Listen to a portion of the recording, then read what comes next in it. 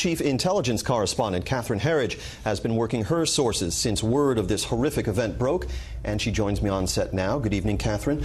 What have you learned?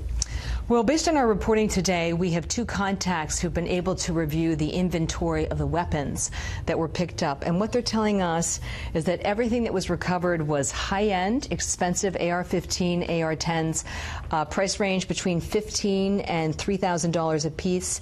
And when you put in the scopes and the tripods as well, you're looking at an investment of over $100,000. And based on the timeline now, we know some of the weapons were purchased in June, maybe even some more recently. But that at least takes us back in the premeditation question, possibly about 3 months. As that detail that Trace Gallagher reported about a camera being mounted outside may speak to premeditation, there were also indications that the shooter modified at least one of his weapons. What do you know about that? Okay, our contacts are saying that the law enforcement has at least 2 receipts for something called a slide fire or a bump fire. This is a modification that allows you to take a semi-automatic weapon so that it can mimic an automatic weapon. I've had different assessments as to how easy it is to make the modification, that you can actually do it yourself.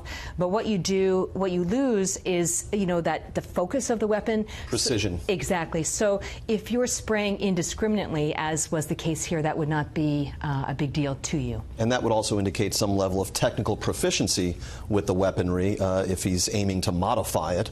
And lastly, we know that investigators are, as they always do, following the money trail here. That's and right. What is that telling us? We were able to confirm through a U.S. government official that they're looking at all of his financial transactions, and specifically tens of thousands of dollars that he sent to the Philippines. There was a lot of confusion over the location of the girlfriend. The sheriff said yesterday she was in Japan. What he said today is that she was in fact in transit.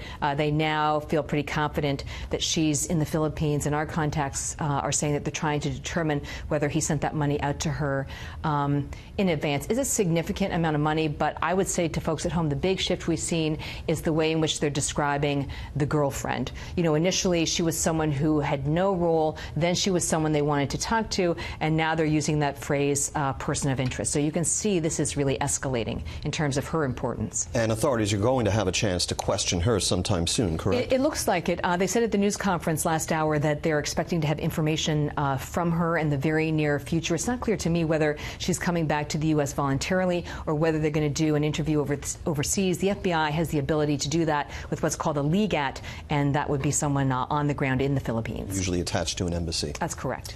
Catherine Herridge, thank you as always. You're welcome.